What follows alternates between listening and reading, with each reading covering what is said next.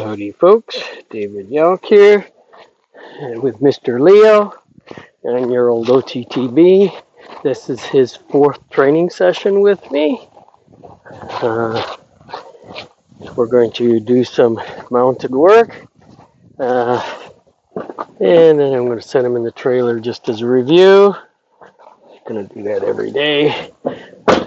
Now, you can probably skip this first. I want folks to know that they're seeing all the training. Unfortunately, I didn't tape session 1, which was a lot of meat. But since session 1, there's nothing that's going on except me leading him to and from his paddock, which I do include training as part of that. But anyhow, that's good boy. I want you to know there's nothing edited. You're seeing all the interaction with me and this horse, like I said, except for when I feed him up in his paddock, interacted with him in his paddock, and lead him to and from. So this first part I'm going to be doing standard. I got to groom him, fly spray him, tack him up, and all that stuff. I don't know how long that's going to take. You can see he's a little worried today. I'm also watching his right rear. At the canter, he's been firstly, well, it depends. Sometimes he's cross-firing, sometimes he's counter-cantering. And as I'm watching his right leg, it's not extending back. It seems to be coming in his trot a little. It's not going back as far as I would expect it to go back. It's coming forward good. I don't know. So you can see what his energy state is right now. He's worried. All my horses are up in the top again, so I've led him away from that. He's been up in the corner hanging out with them all morning. It's noon. So anyhow, that's where we're at. And you can see what he's doing. He's full of anxiety. It's my job to change that. We do not need a horse with anxiety. This doesn't do him any good whatsoever. So I'm going to get him over here and groom him up and tack him. I guess we'll start with the stiff brush. And like I said, you can fast forward. You might even be able to just skip this whole part 1 of 2 or 3 or whatever it's going to be today. So I'm going to turn to him. There. And what I did was I just gave him my focus so he could come out of his head. While he was going back and forth like that, he's in his own head.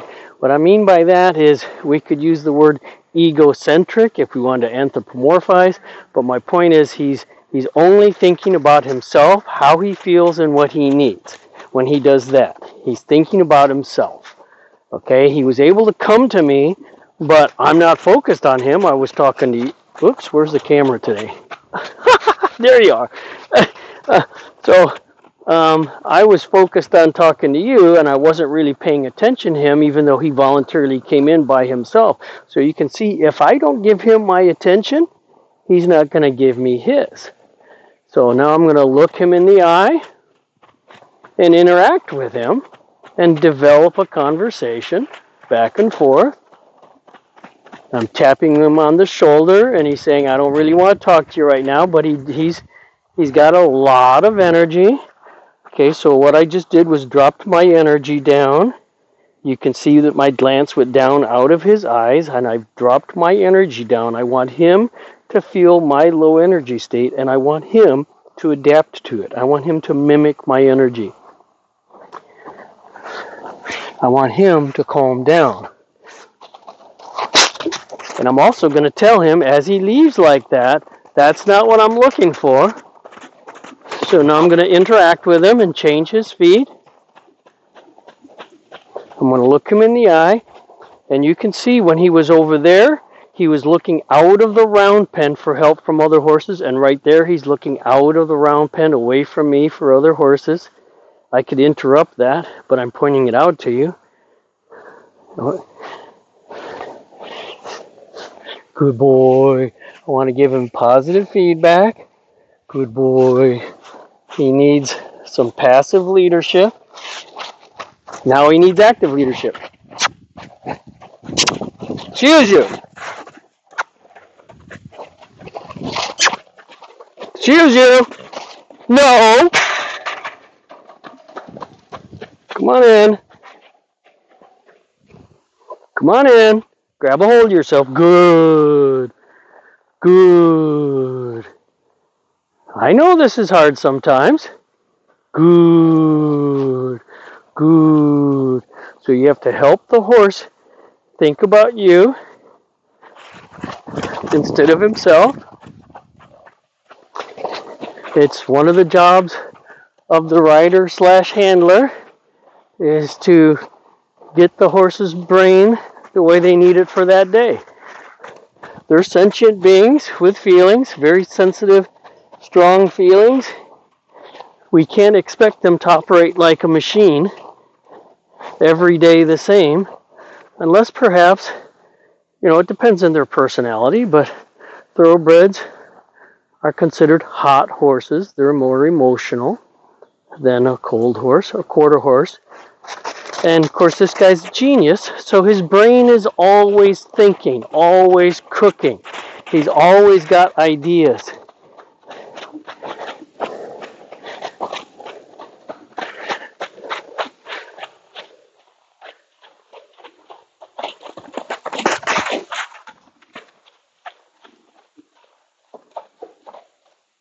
It's good for you to see this, because he hasn't been like this in the last 2 sessions that I've got on tape.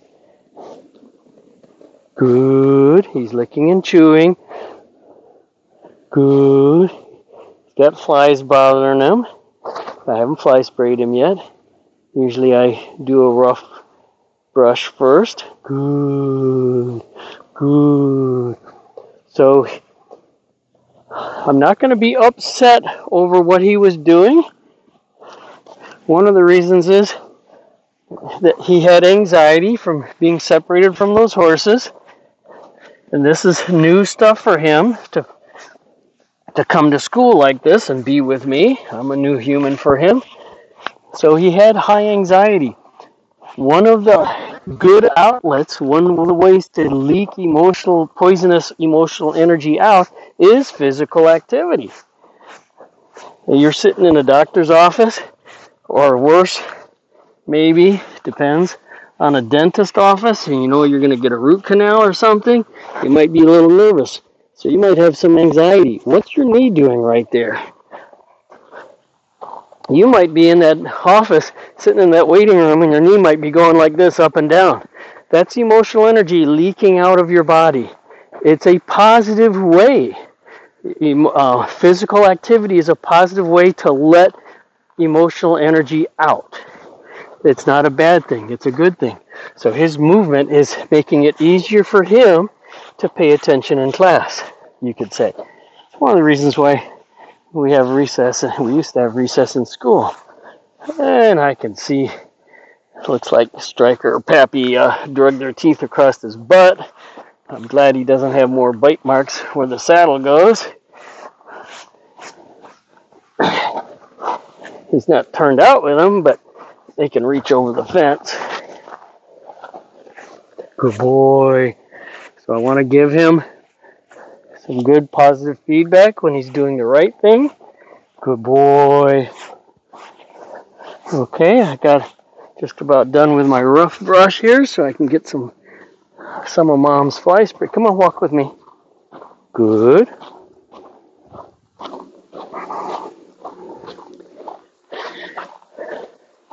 So this doesn't need to be boot camp in terms of the horse always having absolute control of itself.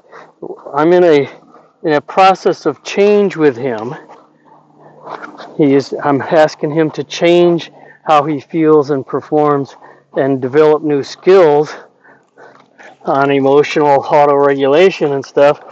So I can't expect him to be perfect, and I'm not going to be perfect. You're not going to be perfect. Nobody's perfect except God. So he's not a machine, like I said earlier. So accept that. And don't jump down their throat when they're having a little trouble. They need help from you. And sometimes the help can be strong, active leadership. And sometimes it's a strong passive leadership, and sometimes it's both. You got to look at the situation and see which is going to be more effective at any given time for that individual. So he kind of needed both. He needed me involved with his movement. And it's not over. He might do a little bit more of that.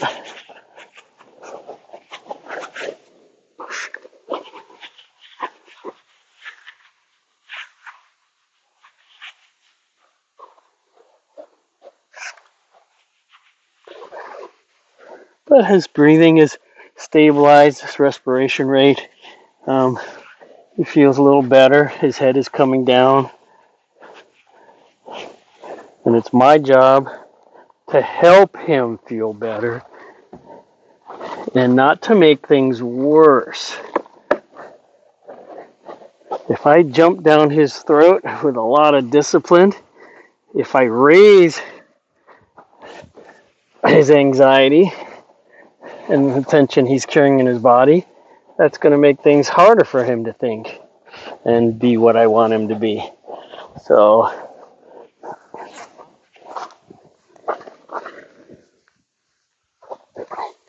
but, I mean, part of the art of horsemanship and doing the things I do is developing a judgment based on what experience interacting with a lot of different horses and figuring out what the horse in front of you needs from you at this moment, and then finding it within yourself to give them that and not refuse it for some reason, because of what's going on inside of you.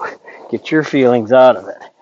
Try and take a step back and ask yourself, what's this horse need from me right now to be what I want him to be? And then find a way to give it to him if you can.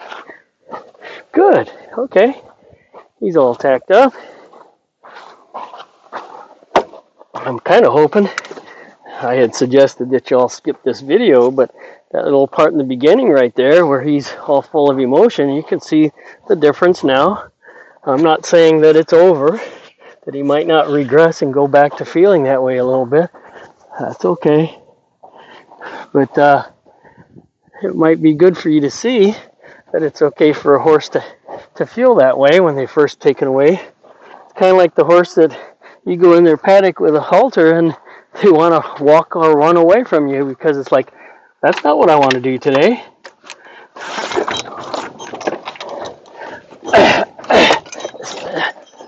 Sometimes that happens.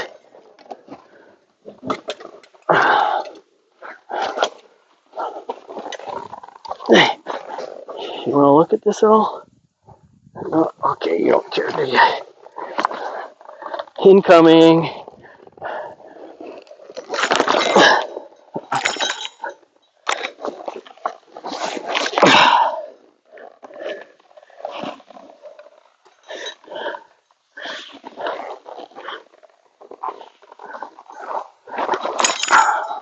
There we go. That'll work.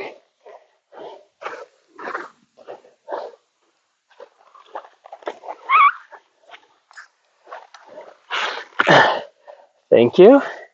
I'm going to give him a tiny little bit of attention to let him know I know he's standing here really nicely for me while I do stuff. Tell him I appreciate that. Give him good positive feedback. If all you're giving your horse is negative feedback, that means the horse is constantly failing. That's not how things are supposed to be in life. When you're interacting with somebody, in my view, we're always teaching, they're always learning. We're always learning, and they're always teaching. So, you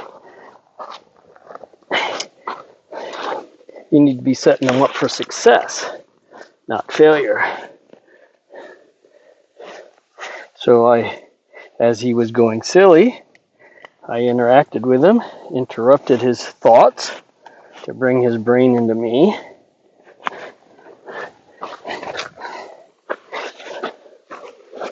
I began the conversation, you could say.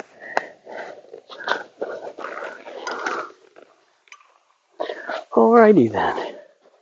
Good job. Thank you. Then we're going to put on our breast collar, half cinch.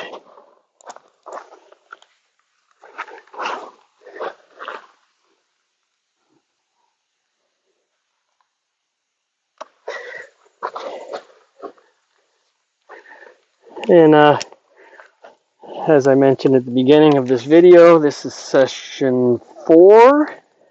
I didn't video session 1 because the owner was here, but I videoed 2 and 3.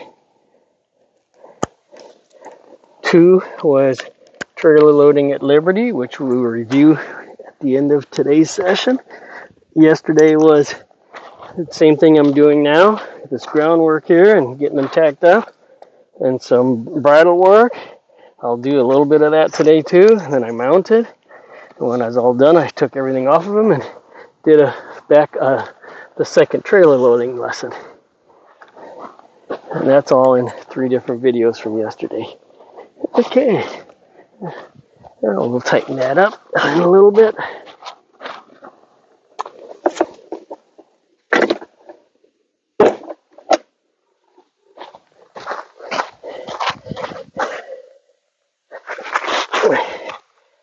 Thank you.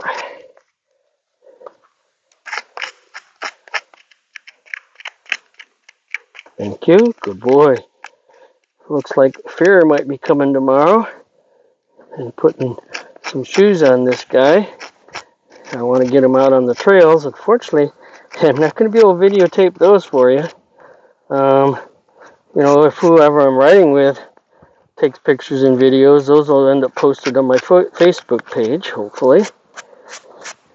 A lot of my training work gets done out on trails to improve the connection, the horse's ability to think back and reach back and get security and leadership, both active and passive, from the rider in the saddle. It's great to have this relationship on the ground, but when you mount, you disappear from the horse. Depends on the experience of the horse, obviously. This is not an inexperienced horse in some ways. In some ways he is.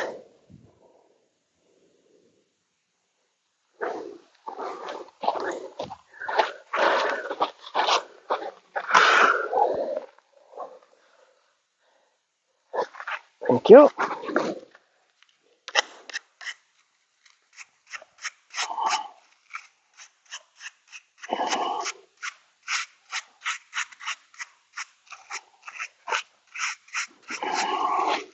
Hey! Hey! I'm not looking for that.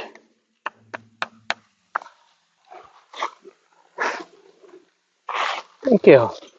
Good. Good. Give it back. Thank you. Good. So, Kiki, I do feel tension. Oh, this is the right rear. Interesting. When I picked up his left rear, I didn't feel much tension in it. It felt pretty loose. As I'm picking up the right rear, I feel tension in that. But he's wonky in his left rear. Huh.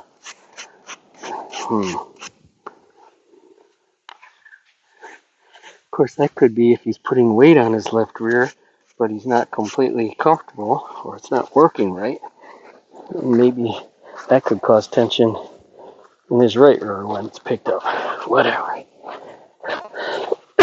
They could only talk to us, huh? I try to listen pretty hard.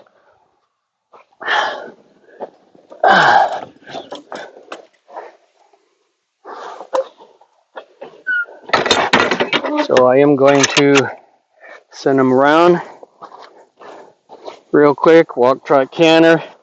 I want to see that left lead. Wait.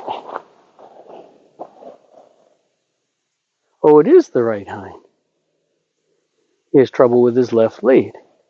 Yeah. Why was I thinking the left hind?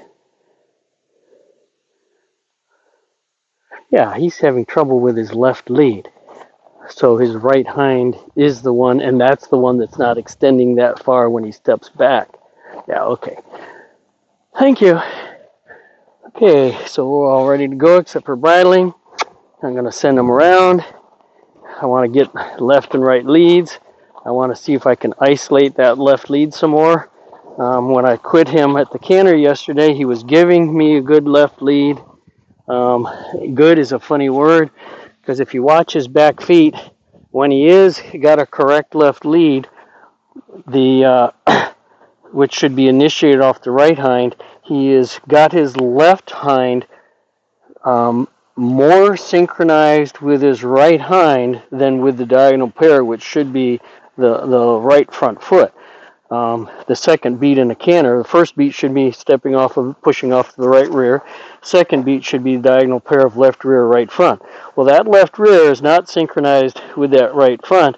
It's between that footfall and the right rear. He's helping out his right rear, which indicates to me his right rear has weakness in it, or there's not full range of motion available to him. But he's seen osteopaths multiple times, and that should all be freed up. So, although sometimes the psoas muscle can be wonky. Thank you. He just licked and chewed. Off we go.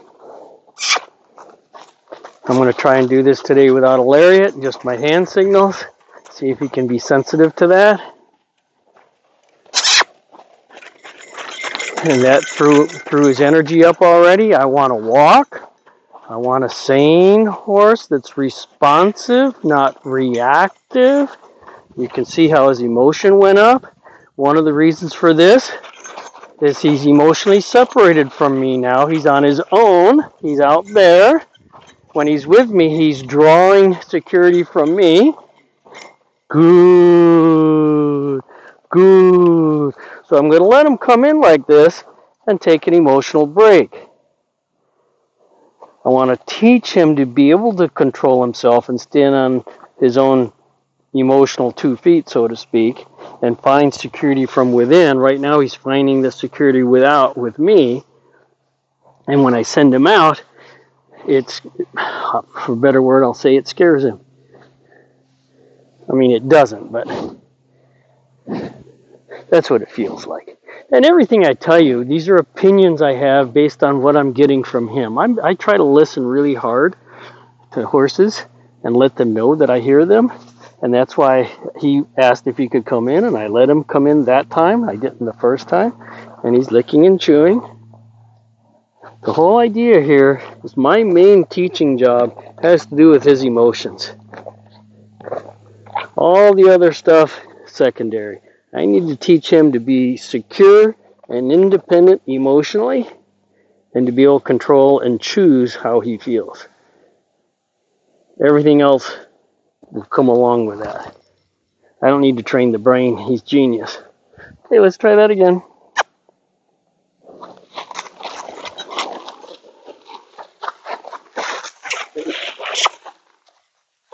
I want him there. I want him to calmly be able to walk away like that. Oh, he's tracking him. You can see he doesn't want to be out there by himself. Easy. Okay, he's starting to even look off in the trot now. I don't know if it's my imagination or I'm being too sensitive, but going to the left in that trot, and it could be, the surface. He needs shoes. This is stone dust. Usually it's pretty good without shoes on for most horses, but something's going on. I don't know. Let's try it again.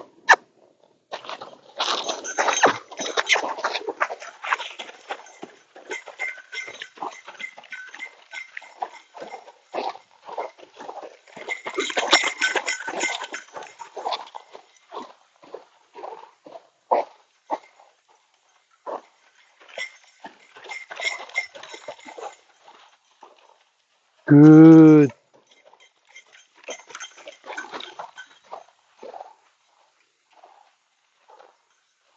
Good. Good. Good. Nope. Nope.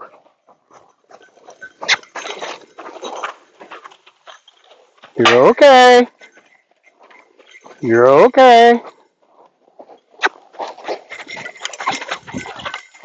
Ah, ah, ah, ah, ah, ah, ah, ah, ah, ah, ah, ah, ah.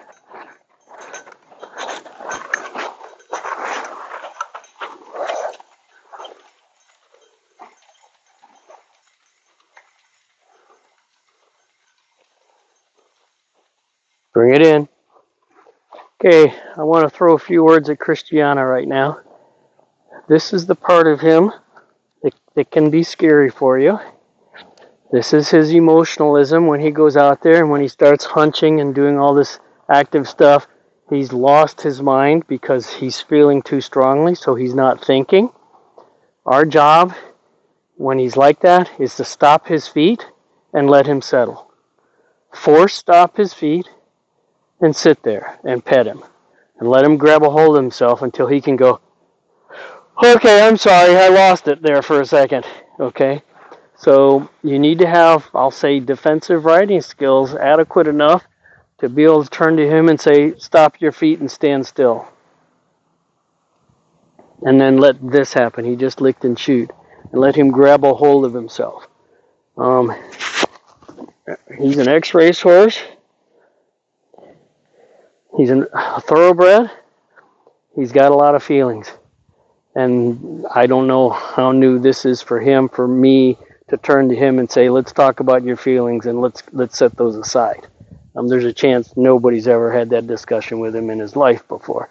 And he's 9 years old. So this is can be a new concept. It's not going to be an immediate quick fix. Nothing is. If this were a human, it'd be 20 years of therapy.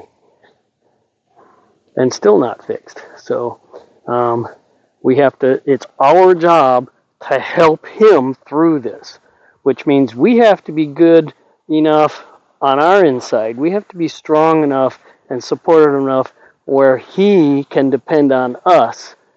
We have to be, if you will, the parent, the boss, the general, pick an authority figure, the cop, whatever it is. We have to be the authority figure, the stable, non-emotional individual that can turn to him and say, grab a hold of yourself. And then allow it to happen. You give the order, freaking grab a hold of yourself. But then you allow it to happen. You pet and you soften. So first you have to get his attention. So this is why I'm letting him just stand here. And I want to talk to you about that. So now we're going to try this again. Oh, since we're here, I'm going to show you. Not everybody has a round pen and can do Liberty work like this. Okay, so I guess for everybody's benefit, that's not your halter. Sorry, that's a ratty lead line right there. I'm going to show you in-hand work on how you can help. You can interview the horse in hand, and theoretically, it's the main reason for lunging. It's what I mostly see people lunging their horses is trying to tire the horse out. Am I trying to tire this horse out in here? No. I'm trying to help him grab a hold of his emotions. So we can do this in hand, and it depends on the horse and how emotional they are. A 10-foot lead line that might not be long enough. Maybe you do want them out at 30 feet, but let me tell you, on a 30-foot lead line, on a lunge line, if a horse wants to go silly, you've got no chance out there. It's better to be in close, frankly. So I'm going to take a few minutes, a little time out here to introduce him to the in-hand dance. This is where you offer your horse a feel, and you ask them to take up the feel, and this is about them feeling about you and thinking, not about themselves. So first thing I'm going to do is simply ask him to go out and go around me. So my first input was to his shoulders to steer him away from me, and now it's all on his hip point. The more energy, I don't want him trotting like this. Ho! Ho! Excuse you. Ho! I'm taking away his back end by tilting his head to the side. Okay, so this is a great example that you can do in hand. He's going to show you the same things he was showing me out there, that he's going to be emotional. So before you get on a horse, this horse, you do a little interview with him. And you say, hey, how you doing today? And he's going, not so good. So I'm going to stop him. I'm going to come up here and ask him to bring his head down. Horses have an autonomic response. If they will voluntarily hold their nose within 6 inches of the ground, they are going to let go of tension and anxiety.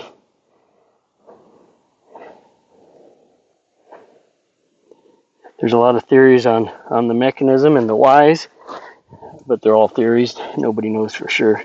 Remember, most of the stuff we think we know in this world are theories. And every day we disprove what we thought we knew yesterday, and we develop new theories. Science is not always science. Most of science is theories, not facts. And even some of our facts are, the world is flat. That was a fact. Well, it was a wrong fact, wasn't it? Funny thing. But it was commonly a known fact that the world was flat. Now we say it's round. Well, technically it's elliptical. It's not a sphere.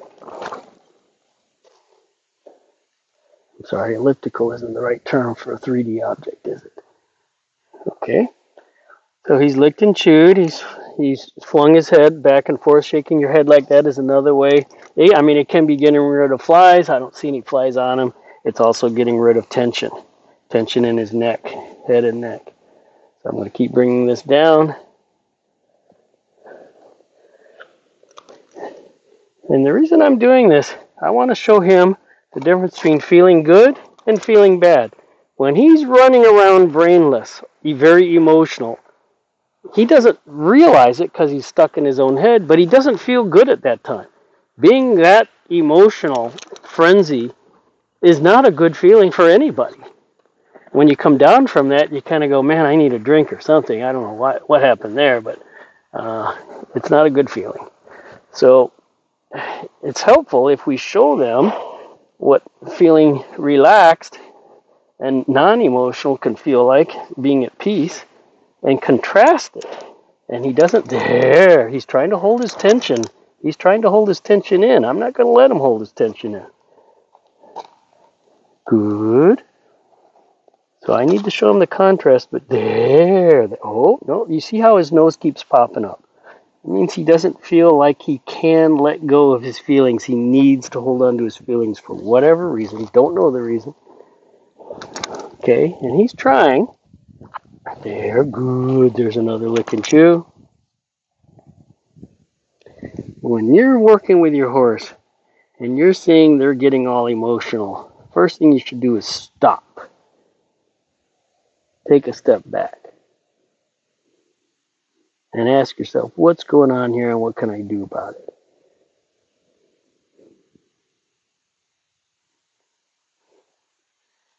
Good. And I'm pretty sure I know what this is. This is his insecurity. He's been hanging up there with my horses. I brought him down here by himself. And he's got a choice of feeling insecure or being with me. And when I ask him to go leave away from me, it triggers his insecurity. Good, good. Okay, so we're going to try this again. I want him to slowly and with thought, in a responsive manner, walk around me. Just walk. In a nice, calm, head down. I'm talking to this shoulder right now. Talking to the hip right now. If he starts to speed up like this, I'm going to say, hey, hey! I'm going to ask him to walk again. Repeat. Hey! Hey! Sometimes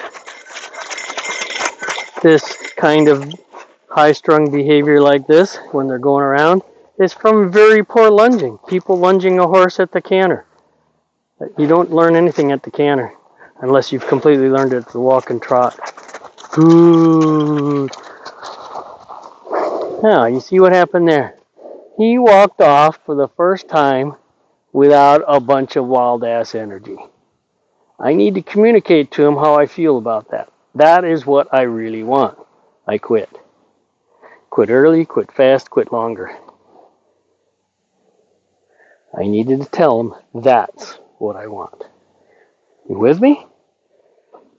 The other thing to take a note of is we're going to the left and we suspect some sort of a dysfunction of some kind or a weakness in his right rear, and going in a very small circle to the left might not be all that comfortable for him, and you can see how he's creeping into me like that, showing me he gets security from me and he needs it and wants it from me. I need to wean him off of that. He's a big boy, but I don't have to wean it off of him right now. There we go. There we go. No. And hope. And hope.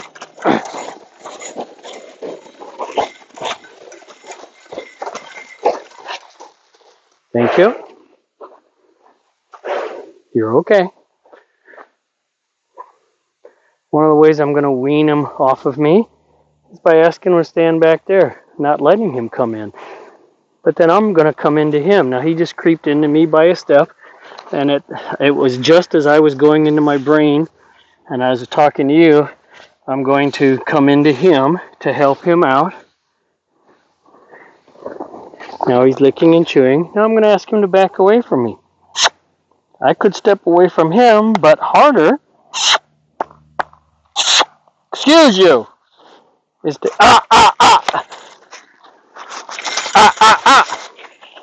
Good. Thank you. Thank you. Good boy. Now we're going to go the opposite direction this time. I'm going to send him out to the right here. I'm going to wait for him just a little bit. You can see where his head is. His eyes are starting to work. I mean, his ears were starting to flip-flop. So, I don't know what you're looking at. I don't see anything. Okay, shoulder. Excuse you. Thank you. Now I'm on his hip. I want to make sure my energy is really low right here. Hey! I wanted to interrupt. Go ahead. Excuse you. I wanted to interrupt that trot. I want this. Because he's giving me that. I was too late. I should have quit earlier. Let go. Oh, there we go. A little bit of a head shake. Yes. Okay, we're going to try that again. Excuse you. Thank you. That's not enough. Thank you. There we go. Easy. Easy. There you go. Good. And hope. Good. Good. Right now, I'm exaggerating a lot of my movements to make it clearer to him what I want. When I rotate and put all my focus on his eyes and his nose, I want him to turn toward me and stop. Before that, I'm just looking at his hip. As long as I want him going around me, I'm looking at his hip. As soon as I turn and look at his nose, he should turn his hind end, disengage, and point toward me. Good. Good. Good. Yes. Yes. Good.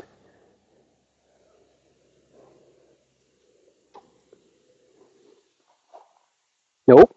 Nope. Nope. Nope. There you go. Hey, not that. Good. Good. Good. Good. There you go. There you go. There you go. Good. And hope. Good. Well done. No. Put it back. Put it back. That one too. Thank you. You find security out there by yourself. Yes. Good. I know you're a herd animal. I know there's strength and security in numbers. But you're domesticated. It's a harder life. Good. Now I could be closing in and petting him and asking him to drop his head. But I'm looking to help him find this within himself. If I have to go in there and do it, I will. But I think he can do this. I'm going to give him a chance to try. He's a good trier. He's slowly creeping in, inch by inch, step by step. Good job. That's a good job. Oh, it's a good job. Yes. I know you're trying. What do I want? That's what I want. Hey. Thank you. Good. And hope. That was brilliant. And here he comes in. It's okay. It's okay. That was brilliant.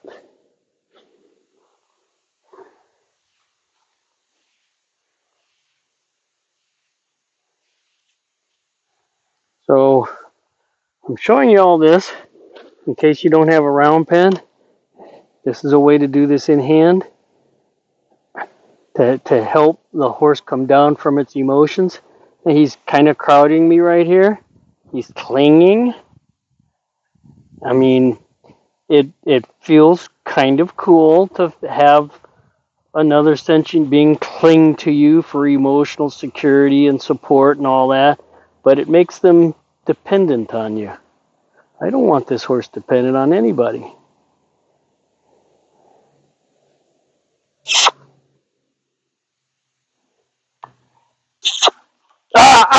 Wrong way. Excuse you. Thank you. That'll do. Yo, what do you think I want right here? Hey, what do you think I want right here? Why'd I pick this hand up? Okay. Excuse you. Excuse you. Thank you.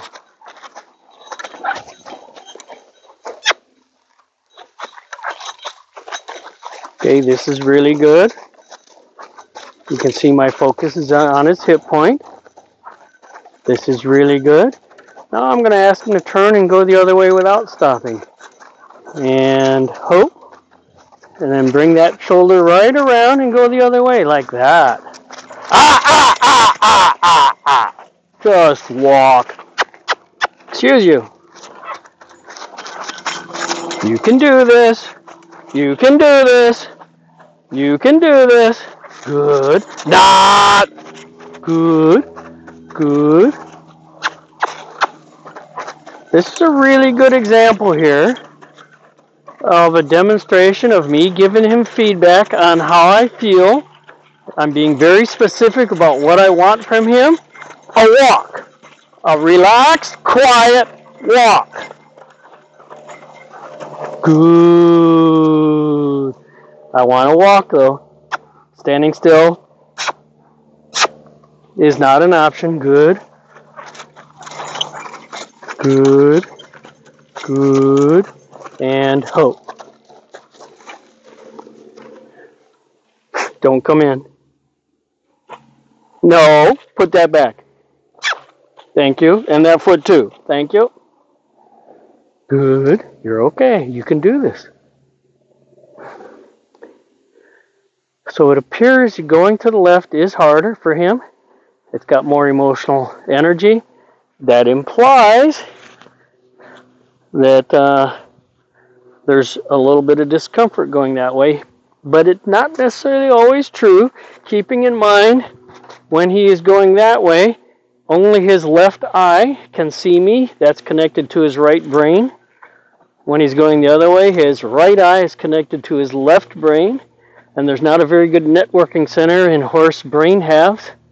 It's a very, very primitive networking center, which allows them to truly multitask with two separate brains. So it's to his survival advantage. So there's a possibility that one brain has gotten a lot of training and the other one hasn't. One brain can do emotional auto-regulation and the other one can't. And you end up with a very flighty animal. Which brain half is controlling him at any given time? A horse may be spooky, not because of a lot of things you may think, but it might be because of which brain happens to be in charge of the body at any given moment. You know, one of the brains is in charge, it's calm and relaxed, it's good to go. Something happens, the other brain comes into power, and poof, you got to work on that brain harder. Of course, how do you tell the difference? Well, like this, potentially, you just don't know. There's sentient beings are not simple. We can be very complex. Excuse you. What do I want? Thank you. So I might as well mention right now, one of the principles, I think of myself as a natural horsemanship trainer, not Pirelli, which a lot of people think that that's what you mean when you say those words. What I mean when I say those words is I do not want to drag the horse into the human world and talk to them from a human perspective. I have the big brain. I want to go and hope. I want to go into the horse world and talk to him in his language from his perspective. So I want to understand how horses interact with each other, how moms teach their babies, how adults teach the juniors, and approach it from that perspective because that's easier for them to learn faster. They can learn from a human perspective, but it's going to take a lot longer. So my point is, when horses talk to each other, they're very polite. It's like, hey, I'm going to go to that tree. You're in my way. Please move. That's very polite. But the individual might say, no. Well, I'm not going to ask politely twice. The second time, I'm going to say, I said move. And now they have a choice. They can move or not move. And if they go, no! Okay, I'm going to take one of my body parts now, and I'm going to have one of my body parts, my teeth or my hooves, occupy the space that that individual is currently occupying. They are either going to not be there, because they have very fast reaction times, when my teeth or hooves get there, or if they still are in that space when they get there, I'm going to make contact. Now, I'm not attacking the individual, I'm attacking the space they're in. So such that I'm going to make them move out of the space they're in because they refused. So in the horse world, the way they talk to each other is they are very polite. If nothing happens when they give them a direct verbal order because they're a superior position, then they raise their emotional energy. They add energy to the polite request from, would you please move to, I said move. The third time, when they add that emotional energy and nothing happens, they make it happen. It is going to happen. They physically make it happen. So if we want to teach horses and talk to horses, if we take that same approach, ask politely, wait, see if it happens. If it happens, don't go any further. Don't go up the chain. So when I want him to go that direction, this is my polite request to please move and go to go to your left. This polite request. Nothing happens. He doesn't give a shit. No. This is my adding energy. This is me saying, I said move. Because he moved a foot, I'm going to wait. And I'm going to go back to the polite request. Nothing happened. Going to add energy. If nothing happens now, I'm going to make it happen. So that's why I do it the way I do it, because that's the way horses interact with each other. He learns faster if I ask politely, add energy, and make it happen. This is really good going to the right, and hope. Let's go to the left, my left. No, he's starting to speed up, so I corrected him. And hope. Switch direction. There we go. Now we're beginning to dance. Excuse you. And hope. Thank you. Thank you. Hey! Thank you. Good, good, good, good, good. And hope.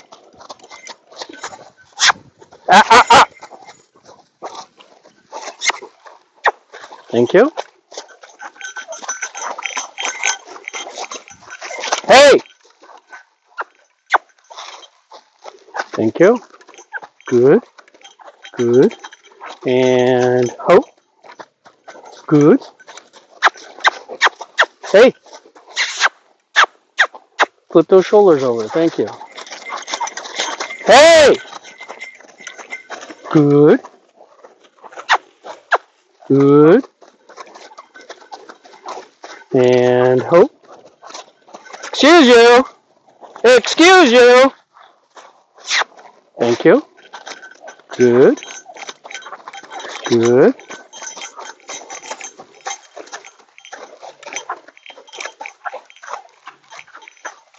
And hope. Excuse you. Says I'm done with that. Hey! And hope. Come on in. Come on in. Come on in. You can come all the way in. Come on in. Hey, psst, come on in.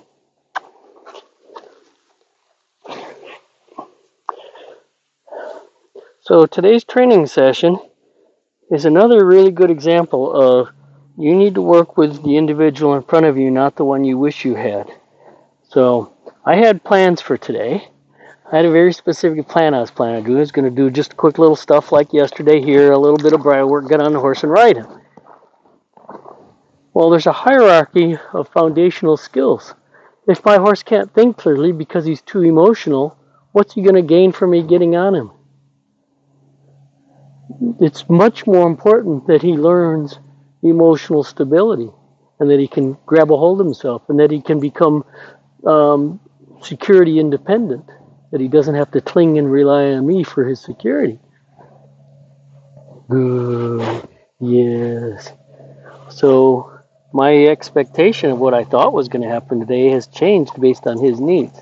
And well, I've already forgotten about the camera. Probably going on an hour or something. I need to go over and stop this this video and start part 2. So I'm going to I still got to decide. I'm still going to get on this horse. I was planning on doing some trot work today. I might not if he can't maintain a good emotional stability at the walk. We'll see. But so that little groundwork I did. By the way, if you want to watch somebody that's got a PhD in this and has taught their horse what it means to have a feel in this exercise, go watch some Buck Brannaman videos where he's doing this dance. He actually walks around he'll do a rectangle in the middle of an indoor, and he'll just walk this rectangle, and the entire time he's just flipping from one finger to the other, and his horse is doing this big old figure eight as he's walking around right in front of him, and he just walks all over the place, and this horse is doing this light as a really, really light feel figure eight as he's just, he waits until he says, and he's thinking, okay, I want him to turn around and go the other way. He picks up a finger. It's a beautiful dance. It's like one of the most beautiful waltzes. And my horses are coming down. I don't really care about that. So what I haven't done yet is I haven't worked on his left and right leads at the canter. I still want to do that. So I got to take this off. I wanted to show you an alternative thing you can do, and I'm going to work with him on this so Christiana and Kiki can work in hand and interview him. Come on, walk with me. Don't care about them. I don't care about them. Walk with me. Come on. Come on. There you go. There you go. That was a really good decision. Because that was a good decision, but it was a difficult decision for him to make. Because my horses are coming around the corner and they're behind him. And he didn't. He wanted to pay attention to them and not me. So because I know how hard that was for him, I backed into him and met him halfway. I want him to know how important he is to me.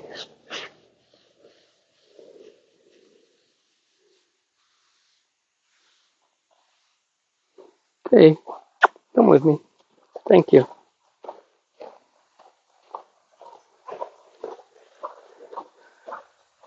I'm going to pick up my lariat this time.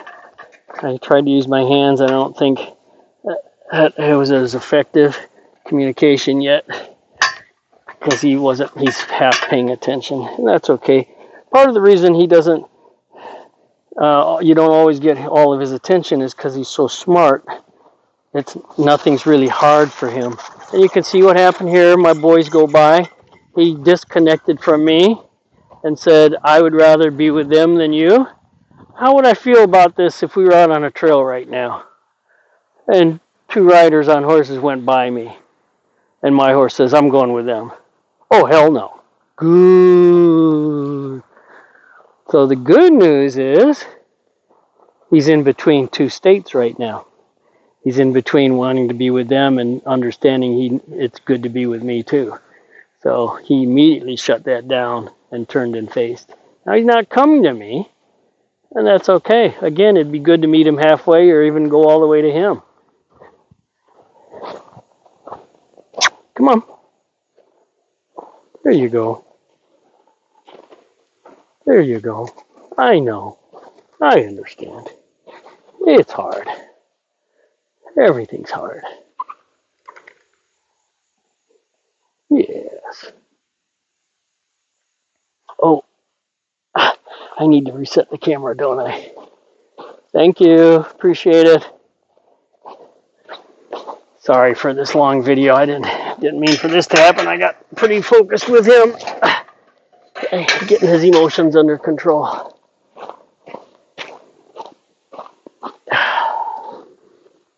Oh, 59 minutes. How about